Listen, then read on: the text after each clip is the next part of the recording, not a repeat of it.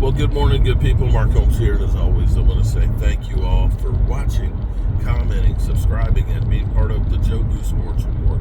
Without you guys, as well as you ladies, you know that this literally does not work. Hope everybody's having a great day.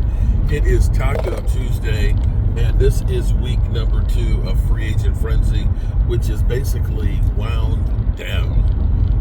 I think the Cowboys, after making so many moves, are actually catching their breath and letting the dust clear. The good news is the Cowboys currently have $41 million, $41.7 million to be exact, on the books, and will get some money. That is, if they hurry up and get Micah Parsons' deal done sometime soon, they will get some more money. The Cowboys, of course, kind of waiting around to get deals done. The price has definitely escalated because now we've had three players already this year become the highest paid non-quarterback in football. And the longer you wait, the more it's going to go up, because TJ Watt, he's scheduled for a pay raise too. And I bet the Pittsburgh Steelers right now are working on getting that thing done too, because they recognize after Max Crosby got his 36, after Garrett got his 40, and now Jamar Chase getting his $40.25 million, that the price is going to keep going up. Before we know it, we're going to be at $45 billion to make Micah Parsons the highest paid. Now, it'll be interesting because Micah Parsons said, I don't have to be the highest paid player in the NFL. If that means that we're going to be using that money, basically, to make the team get better. One of the guys he said he wanted to make sure we brought back was Osin Digazua. We got him locked down. Another guy he said he wanted to bring back, of course, was Chauncey Golston. Golston, of course, going to the New York stinking Giants. That one didn't happen. And, of course, Rico going to Carolina. But they have brought in some help that could definitely help Micah Parsons, but I don't think they're quite finished. A couple of things here. I'm on the road, and this is going to be short for my morning video. I've got to take care of some things that were unexpected this morning, and I'll get back to you on that. One observation that I have to say, or a couple of observations I have to say, is one, the Cowboys value guys that were highly touted coming into the NFL.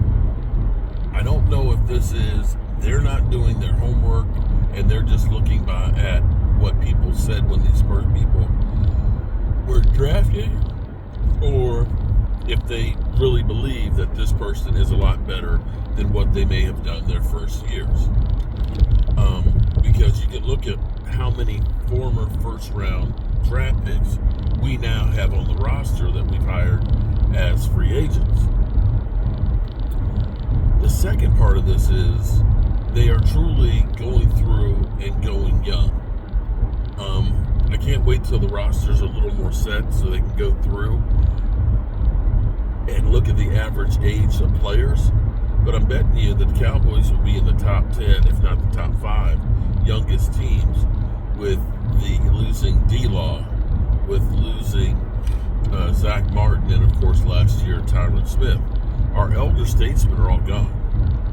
Dak Prescott and Dante Fowler are the only two that are over 30 years of age. Dak is 30, and I think Dante Fowler is 31. So they are looking to say, we still have guys that have the size, the ability, and things like that need to be in the right system and need to be coached up. I think that that's actually key. When you look at the coaching staff that Brian Schottenheimer, and the key thing there I say is that Brian Schottenheimer put this coaching staff together, is they have kind of a worldview, I'll call it, of the NFL. Because you have coaches, not just NFL, but even in college, you have coaches that have been around and seen different things. It brings a different perspective to how to do things. And ultimately, it becomes like a melting pot. So, here's something we did in Arizona that worked really well for us, that maybe we should implement it with the Cowboys. Here's something we did great in Seattle that we know that we can implement it with the Cowboys. And that you have guys that are young enough, that are teachable enough, that hopefully they're like a sponge that will suck it up. Generally speaking, the old saying of an old dog, you can't teach him new tricks, is very true. When you look at somebody like DeMarcus Lawrence, he's pretty much set on what he can do and how he does it, and you're not going to really change that much. So I like what we've done here. The problem of going through and getting, two or three, super expensive players is, if you gamble right, great things happen. Saquon, it's a great gamble. The Eagles win a Super Bowl on the back of Saquon. It's a perfect fit. But then you can look at some of the other moves that they made that didn't pan out for them. And there's some players that you looked at and said, man, that was just really bad. The thing is the Eagles had the basis of a great team before they supplemented it in free agency. And they were better able to absorb players that didn't work out in free agency. Now, if you're a team that's relying solely on free agents, that becomes a problem because you can't build a team. It's too expensive to build the whole roster. You have to supplement. And this is where the Cowboys' philosophy of saying, we're going to try and get talented, or guys that were deemed talented coming out that for whatever reason haven't played up to those standards, and we're going to try and put them together and be successful with them. No guarantee on any of them, but hopefully they find 3 or 4 really good players out of that group.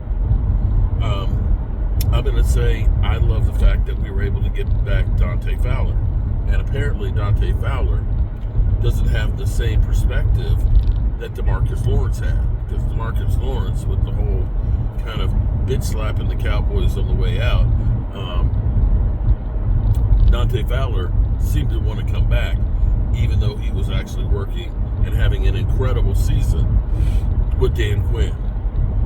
I believe that if we, not only with Dante Fowler, if Sam Williams does come back healthy and can do some things, along with Marshawn Nealon, we will have a really good pass rush again with Osa Digizua in the middle. And Solomon Thomas, I can't wait to see him on the field with the Cowboys. I think that we actually have a really good rotation of defensive players. Is it as good as the Eagles' front line? Not anywhere close. But it will definitely be better than what we've had in the past. So those are things that I'm feeling good about this morning. The other part of this is the players that you're getting there. Coming to Dallas, having been a first-round drafted guy, could be coming in hungry. And this might be a good time to resurrect the black sheep. Tracy. Yes. The black sheep. Oh, that's the original. That's the original. Yeah, we got to get back to our roots. For those who don't know, the black sheep, okay? If you're old like me, back in the 70s, there was Baba Black Sheep, which was embellished story of VMF 214. VMF 214 was a group of misfits by the TV show. Misfits, malcontents, and a bunch of drunks that were fighter pilots. In reality, they were pilots that just didn't have another squadron. And so they took all the leftover pilots and they made VMF 214, my favorite airplane in the world, the Corsair, with its gull wings. The funny thing about that plane was, it was known as a widowmaker as far as pilots landing on the aircraft carriers, because it ended up having the gull wings because the propeller was so big. It was a huge propeller. So if it had straight wings, the propeller would have hit the ground. So they made the gull wings on there, and which made it sit up even higher. Problem is, when they would come in for the carrier landings, they couldn't see the carrier that was underneath them. But they came up with a solution to it. And you know what that solution was? Do you know what that solution was, Craig?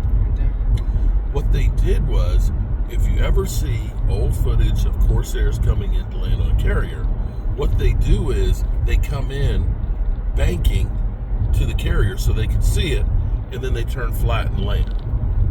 They came up with a solution where there wasn't one around it, and it became one of the feared fighter planes in the South Pacific, going against the Japanese Zeros, which are like paper mache.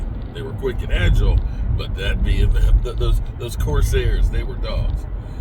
And this group became the most decorated fighter squadron in the South Pacific, the Black Sheep.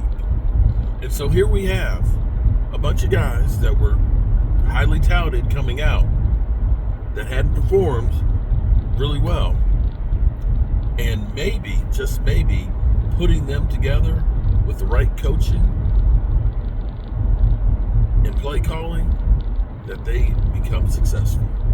That's my hope. So there you go. The Black Sheep are back. I'm Mark Holmes, and I appreciate you guys as always, and I can't wait to get my wife to go ahead and design the new shirt. Baby. Yes. The Black Sheep. Dun-dun-dun-dun-dun. It's kind of fitting too, because if you notice, the planes are navy blue. All right, people. Peace out, and I'll see you soon.